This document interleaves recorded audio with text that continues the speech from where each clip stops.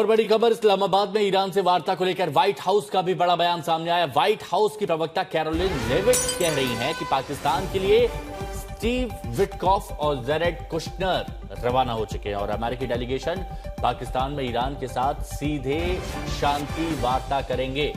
साथ ही Karoline Leavitt ने दावा करते हुए यह भी कहा कि ईरान ने हमसे संपर्क करते हुए आमने सामने की बैठक का अनुरोध किया। ये देखिए, ये बयान आया कि ईरान ने अनुरोध किया था आमने सामने की बैठक का।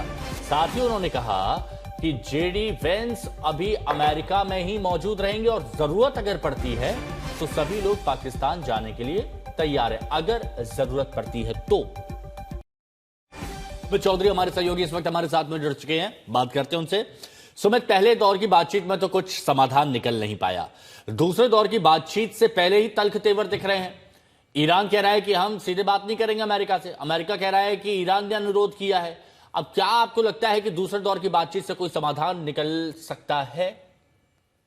देखिए, पहली बात तो अब अगर देखा जाए हिमांशु, तो पहले दौर में और अब के दौर में जो दूसरे दौर की बातचीत हम कह रहे हैं, उसमें सबसे बड़ा फ़र्क ये है कि इस समय आरागची के साथ गालिबाफ नहीं है। दूसरी तरफ विटकॉफ के साथ और कुशनर के साथ में जेडी वेंस नहीं मौजूद हैं। यानी अगर आप देखें कि दोनों के एक महत्वपूर्ण जो लीडर्स हैं या फिर नेगोशिएटर्स हैं, वो उनके साथ मौजूद नहीं है। और तीसरी सबसे इम्पोर्टेंट बात ये, ईरान साफ तौर पर कह चुका है कि इस बार की बातचीत में कोई डायरेक्ट नेगोशिएशन है, ये डायरेक्ट बातचीत नहीं होगी, ये वाया बातचीत होगी पाकिस्तान के माध्यम से। हम पाकिस्तान को लगातार अपना मेमोरेंडम देंगे, हम लगातार अपनी शर्तें साझा करेंगे और उसके बाद पाकिस्तान तय करेगा, पाकिस्तान लगातार वो शर्तों को अमेरिका को सौंपेगा। ये पिछले 47 साल से यही होता आया था अमेरिका और ईरान के रिलेशनशिप में। ठीक पीछे है। हमने पहली वार्ता के अंदर देखा कि 47 साल बाद दोनों की आमने सामने बैठकर बातचीत हुई, लेकिन निष्कर्ष नहीं निकला। लेकिन फिर से चीजें उसी परिस्थिति में बदलती जा रही है जो 47 साल से चल रहा था, यानी वाया डिप्लोमेसी। अभी मौजूदा हालात के अंदर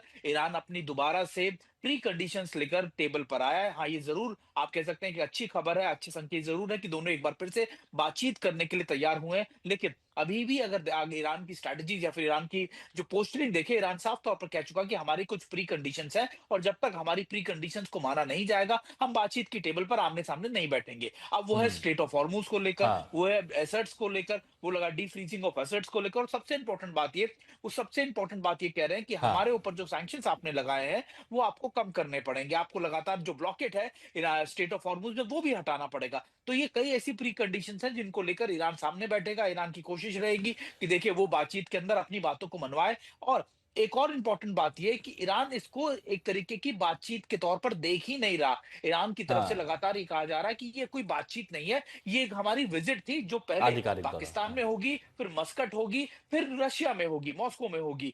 तो एक तरीके का हम एक तरीके का अपनी शर्तों का पिटारा या आप कह सकते हैं कि शर्तों का अच्छा जो सुमित, हमारा आपने कहा ना कि मोमेंटम है। स्ट्रेट ऑफ हॉर्मुज पर नाकेबंदी को लेकर भी एक शर्त रखी गई है।